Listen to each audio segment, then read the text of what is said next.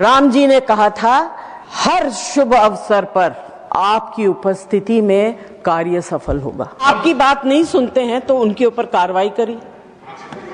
आप कुर्सी पे बैठे हैं, कभी इधर के नहीं सुनते हैं, कभी उधर के नहीं, तो समान विचार होगा। कभी की बात नहीं कर रही, मैं अभी की बात कर रही हूँ। मैं कभी की बात नहीं कर रही। नहीं, टाइम कैसे चला जाएगा? I will go to the well.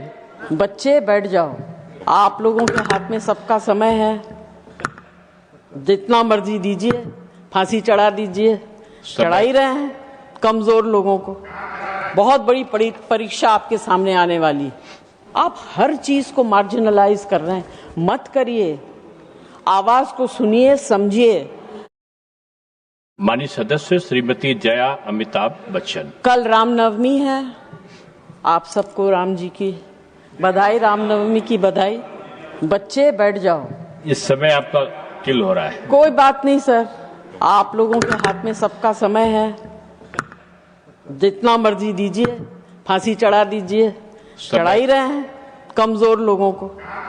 आप समय का सदुपयोग करें। आप मुझे टोकिए, इनको मत टोकिए सर। उनको तो मैंने पहले बोला कि अभी कोई बीच में नहीं बोलेगा, कोई बीच में तो नहीं वो बोलेगा। आपकी बात नहीं सुनते हैं तो उनके ऊपर कार्रवाई करिए।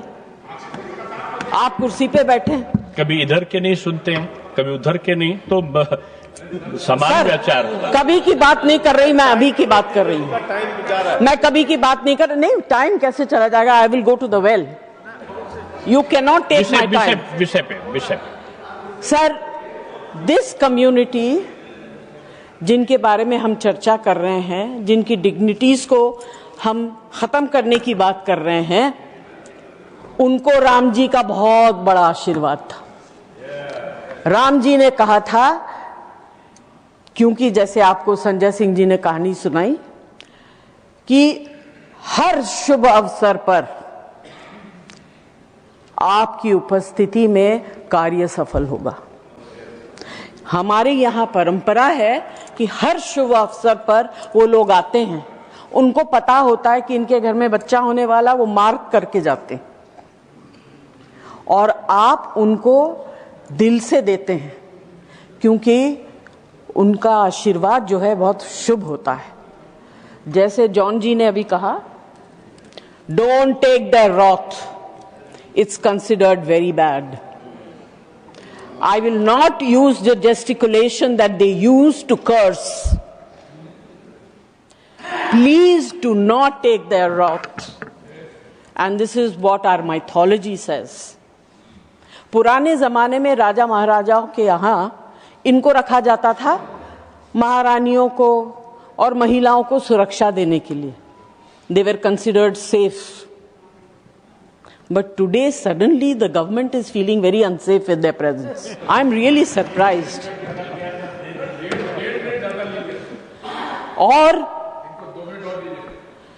और मुझे ये समझ में नहीं आ रहा, आपके पास इतनी चीजें हैं करने के लिए। This is our budget session. उसके ऊपर चर्चा करिए. Talk about the prosperity or whatever the budget is going to bring of the country. संक्षिप्त करिए माननीय सदस्य। आप संक्षिप्त नहीं, जितना समय अलाट होगा, जो आपको पीठ पर देखकर बोलना है। Legislative priority should be given to finance related bills before taking up other matters of such sensitive and consequence. I would like to ask, what is the urgency in bringing this bill at this stage? Why can it not be examined with the depth and care it deserves? And very importantly, sir, we need representation of that community in these two houses. उनको बना के लाइए nominated member. उनकी तकलीफ को सुनिए, उनके दर्द को सुनिए, उनकी व्यथा को सुनिए, उनके सर्वाइवल को सुनिए, and then bring this bill to the house. बहुत धन्यवाद। आपकी बात आ गई? नहीं, 1.5 मिनट ज्यादा हो गया है। Sir, in the last 10 years, 7 out of 10 bills were sent to JPC. And in the last 5 years, only 2 out of 10 were. Are we doubting the competency of JPC? What is this reduction?